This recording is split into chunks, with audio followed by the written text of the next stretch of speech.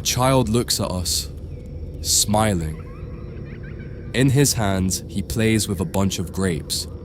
But when we look more closely, it becomes easy to realize that what we are observing is not really a child. His ears do not look human, his legs are covered in hair, and if we pay close attention, we can see two small horns emerging from his forehead. This painting was created in 1902, and its artist could be none other than Franz von Stuck.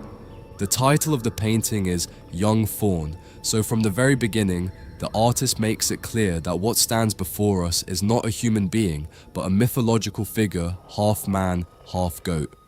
Like other artists of his time, toward the end of his career, Franz von Stuck became deeply drawn to these creatures. For symbolist artists, the faun was much more than a mythological figure. For them, this creature represented the conflict between the instinctive nature of human beings and modern civilization. In Greco-Roman mythology, the faun is a creature linked to the god Pan and to the satyrs, beings that are half man and half animal, associated with the forest, desire, music, pleasure, and the most primal impulses. By the late 19th century, symbolist artists felt deeply drawn to these figures because at that moment, art was reacting against the dominant thinking of its time. European society was marked by industrialization, science, and the idea of progress. In contrast, symbolist artists sought to explore the emotional, the spiritual, and the unconscious through their paintings. In this context, the faun became a perfect image. It represented what the modern human had tried to repress: instinct, desire, a connection with nature, and the animal side that continues to exist beneath our civilized surface. That is why the faun appears so frequently in symbolist art, not simply as a classical mythological character, but as a figure charged with psychological meaning. Symbolist artists did not use it to tell mythological stories, but to speak about the inner world of the human being. The faun became a way to remind us that rationality does not fully define a person, and that beneath it, there still exists something older, more instinctive, and far more difficult to control.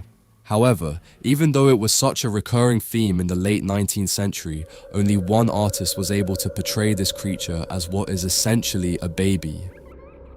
The painting itself is not frightening at all. If we reduce it to what we are simply seeing, we could describe it as a child looking at us while smiling, holding two bunches of grapes in his hands. What makes the painting unsettling lies in the details that emerge as we continue to observe it. The child is seated in a frontal pose, as if posing directly in front of us. Behind him, we can distinguish a few bushes, and on the ground there are some flowers. The setting is natural and calm, but it is precisely this atmosphere of serenity that makes the strange element stand out even more. The fact that the child is holding grapes is not accidental. In the classical tradition, grapes are associated with pleasure, wine, and the Dionysian world, meaning impulse, enjoyment, and the loss of rational control. They are a symbol closely linked to satyrs and fauns, so this child is not playing with just any object. He is interacting with a symbol of desire and excess. As we move down the figure, another unsettling detail appears. His legs are not human. They are covered in hair and clearly resemble those of a goat. This transformation breaks with the sense of childhood and innocence conveyed by his face. We are no longer looking at a child, but at a hybrid creature.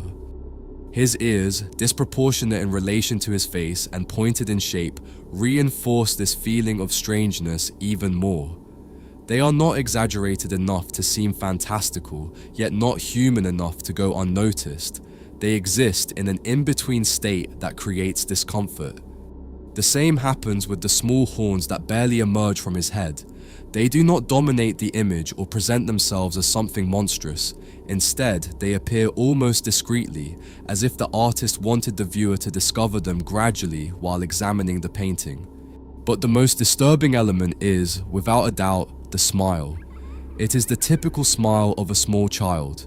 However, placed on a face that is no longer entirely human, it creates a strange sensation. There is something in that expression that is difficult to interpret. It is innocent, yet at the same time it feels unsettling. All of this is reinforced by the way the work is painted. The image is not sharp.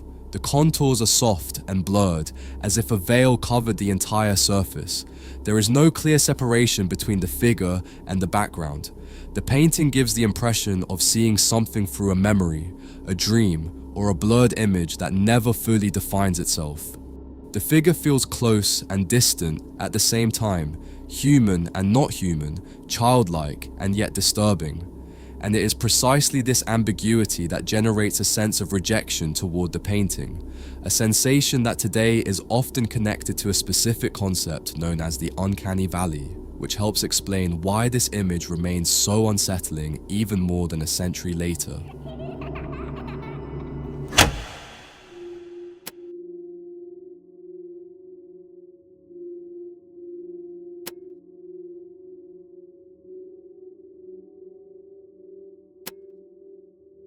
What do all these images have in common? Even though they come from different artists and different periods, they all share something in common. Although they are not human beings, we can see in them a completely human expression. The Uncanny Valley theory is born precisely from that contradiction. The concept was proposed in 1970 by the Japanese engineer Masahiro Mori while studying people's reactions to human-like robots. Mori observed something curious. The more a robot resembles a human being, the more empathy it generates, until it reaches a point where that resemblance stops being pleasant and begins to produce rejection. That point is what he called the Uncanny Valley, a psychological space where something is almost human but not quite, and it is that small difference that creates discomfort, distrust, and even fear. We do not react this way to a caricature or to a monster because the brain immediately understands that they are not human. The problem appears when the image is too close to being human, but something does not fully match, and that is exactly what happens with this painting. The child's face is human, the smile is human, the expression is familiar, even tender. Our brain first interprets a child, but immediately signs appear that contradict that idea, such as the horns, the goat legs, the ears, and his strange gaze. That is when the conflict occurs. The brain tries to categorize what it is seeing, but it cannot do so clearly. We know we are looking at something that is not completely human, but not completely animal either. And that ambiguity triggers a very specific emotional response, generating discomfort. Franz von Stuck painted this work decades before the term Uncanny Valley even existed, yet the sensation it produces fits perfectly with this theory. This painting frightens us not because it is monstrous, but because it looks too much like us. I would love to know what you feel when you look at this painting and whether you are already familiar with this phenomenon. I will be reading your thoughts in the comments. Thank you for watching this video until the end. And as always, if you would like to collect this painting for your home, you can now purchase it through the link in the description. In our catalogue, you will find more than 800 carefully selected artworks to help you start your own art collection and decorate your home with true masterpieces. Shipping is free worldwide, and by purchasing, you are helping me continue creating videos like this. You will find the link in the description. Thank you for your support, and I will see you in the next one.